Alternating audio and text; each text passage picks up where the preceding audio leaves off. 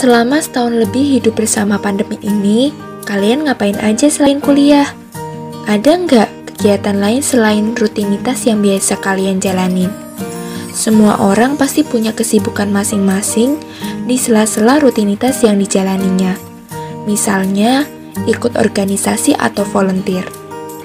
Nyadar nggak sih kalau sekarang tuh banyak orang yang berkompetisi, terutama mahasiswa buat mempercantik CV-nya.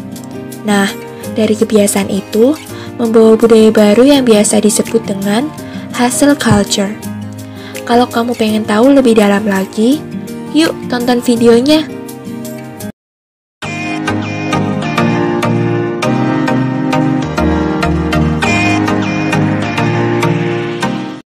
Hustle culture merupakan gaya hidup seseorang yang merasa harus terus bekerja agar bisa meraih kesuksesan dengan sedikit istirahat. Hustle culture ini bisa dibilang dengan gila kerja atau workaholic. Bekerja keras itu memang boleh saja dilakukan, tapi kalau waktu istirahatnya sedikit atau bahkan tidak istirahat, pasti nggak bagus kan? Terus kenapa sih hustle culture bisa ada? Berakar pada psikologi behaviorisme atau psikologi perilaku, hustle culture menggunakan jadwal penguatan khusus dari pengkondisian operan. Atau lebih jelasnya, untuk membuat individu bisa terus mengerjakan tugasnya dengan baik. Diperlukan penguatan khusus berupa penghargaan atau reward yang diberikan beberapa kali secara acak. Para hustlers akan menjadi tergantung pada imbalan kesuksesan yang tidak terduga ini, sehingga menghasilkan ketergesaan yang mendorong mereka untuk bertahan terus-menerus. Beberapa dampak negatif yang timbul akibat hustle culture seperti sakit secara fisik, burnout, stres berlebihan yang bahkan bisa berujung pada depresi, dan masih banyak lagi. Hustle culture juga bisa bikin kamu jadi nggak punya waktu sama kehidupan pribadimu. Jadi, kamu nggak bisa ngejalanin hubungan dengan pasangan atau orang sekitar secara optimal, karena nggak punya cukup waktu untuk diri sendiri ataupun mereka. Terus, apa aja sih yang bisa kita lakukan ketika terjebak dalam hustle culture? Pertama, start with awareness. Dengan sadar sedang berada dalam hustle culture, kita jadi punya dasar untuk berubah dan maju. Kita jadi sadar apa yang sebenarnya kita rasakan dan butuhkan. Kedua, acknowledge what is important to you. Perjelas apa sih tujuan kita, lalu tuliskan tujuan itu. Luangkan waktu sejenak untuk berpikir, is my attention honoring my why?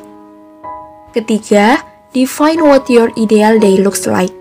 Nah, setelah menetapkan prioritas utama kita, rencanakan gimana cara kita untuk memenuhi prioritas itu, tapi dengan tetap menjaga kesejahteraan kita ya. 4. Give your mind time to wander. Kita perlu untuk ngelakuin istirahat sejenak setelah menjalani rutinitas seharian. Dengan itu, kita jadi bisa ngerasa lebih seimbang dan melindungi diri dari yang namanya kelelahan. Kelima, reward yourself now, not later.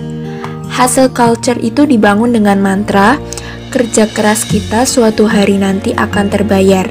Nah, kita wajib banget untuk mutusin siklus ini dengan membuat batasan dalam jadwal kita, serta hadiahi diri sendiri dengan praktik yang akan membangun ketahanan diri untuk mencegah diri dari kelelahan. Tips yang terakhir, work hard, rest hard. Saat kita udah ngelakuin pekerjaan yang berat, ada baiknya diimbangi dengan istirahat yang cukup juga. Jangan terlalu memforsir diri, karena itu nggak baik untuk kesehatan fisik maupun mental kita. Gimana nih guys, udah pada kenal kan sama yang namanya hustle culture? Bekerja keras untuk mencapai tujuan itu baik, tapi ketahui batasan yang kita punya dalam mencapai semua tujuan yang sudah ditetapkan. Ingatlah bahwa kesehatan fisik, mental, dan emosional tetap perlu dijaga, agar kita bisa menjalani rutinitas dengan lebih optimal. Peduli pada diri sendiri layak diperhatikan untuk meningkatkan kualitas hidup. Saya Lula, pamit undur diri. Pantengin terus channel YouTube Tingkatkan Diri untuk memperoleh informasi seputar kesehatan mental dan pengembangan diri. See you on the next video.